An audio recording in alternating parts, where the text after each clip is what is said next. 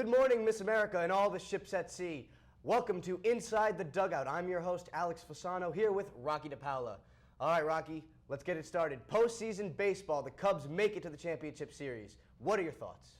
Well, first of all, I just want to say it's just so surreal and it's so great for baseball to have the Chicago Cubs, yes, the Chicago Cubs, in the NLCS and 4 wins away from the World Series.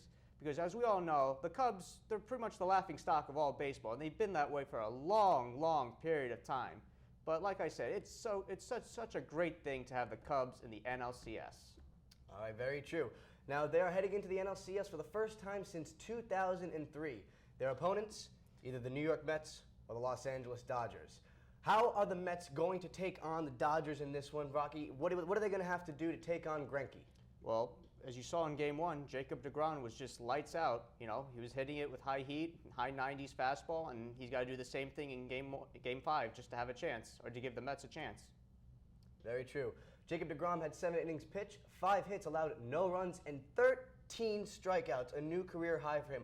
What do you think deGrom is going through in his mind, looking at, wow, I just got 13 strikeouts on one of the best teams in baseball? Well, I think he's looking at it as a confidence builder. Plus, because once you accomplish something initially, you have the mindset of saying, hey, I can do it again. And I think that's what deGrom is going through right now, even though the magnitude of the game, or it being a Game 5.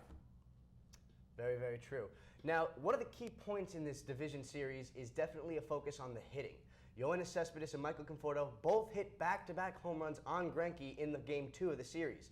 Do you think the Mets are going to be able to continue their hitting streak? What are they going to have to do to get to Greinke and get those balls over the fence?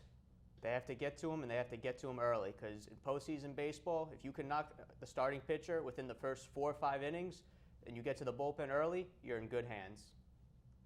Very, very good. Now, looking at the Cubs, Kyle Schwarber, Kris Bryant, and Anthony Rizzo are some of the young faces that have featured on this Cubs team. They are really what bring the positive energy and the spirit back to Chicago. How are they going to help Chicago in this series?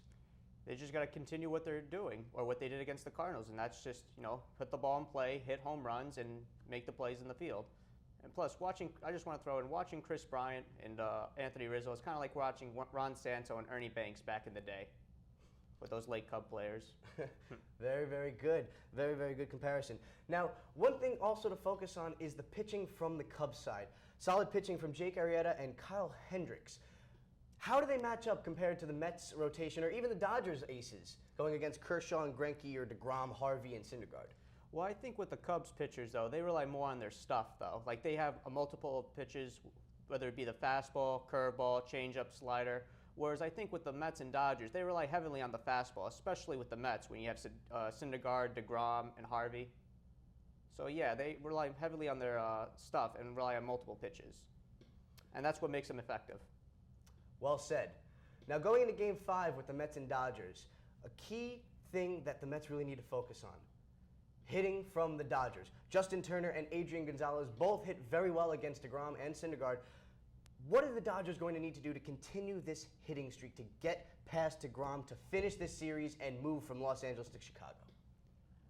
Well, they have to work the count, find the right pitch to hit, and just put the ball in play. Because I always believe, or I'm a huge proponent of, when you put the ball in play, good things will happen. And that's what Justin Turner and Adrian Gonzalez have to do. Well said, well said. Justin Turner is very, very dangerous for the Dodgers going against the Mets. He's hit 2 doubles on deGrom in that Game 1 series. So hopefully deGrom can bring it to Turner and send him home. Now, what are your thoughts on the American League Series? Blue Jays just won it. Jose Bautista's bat flip. Bautista's bat flip. Everybody saw it.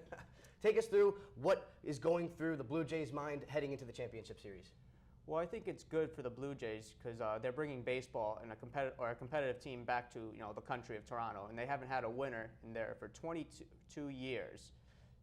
So it should be, and I think this should be a confidence booster to them because they were down 0-2 against the Rangers, and they came back and they won this series. So even if they're trailing 2-1 or 3-2 in this series against the Royals, they should be in good hands because they have the mindset of they can accomplish anything.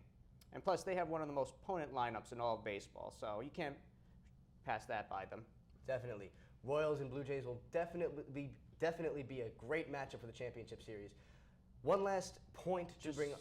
just to throw in one more fun Go fact. right ahead. This ALCS matchup happened exactly 30 years ago in 1985. The Royals wound up winning in 7, and they were down 3-1 in the series. Well, maybe history will repeat itself this upcoming And week. they were also down 3-1 in the World Series against the Cardinals that same year. Facts. Just throwing that in there. One last point I just want to put out there, Rocky. Can the Royals pitchers match the Blue Jays bats?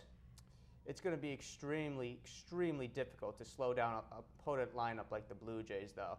You know, Johnny Cueto, you saw in the Astro series, had his struggles, couldn't get the ball down, had no command. So if they want to have a chance in this series, they have to get ahead in the count and just go right after these guys and not be intimidated by them. Well said, Rocky. Well, that's all we have for today. For more information, check out NorthAvenueNation.com. For Inside the Dugout, he's Rocky DiPaolo. I'm Alex Fasano. We'll see you next time.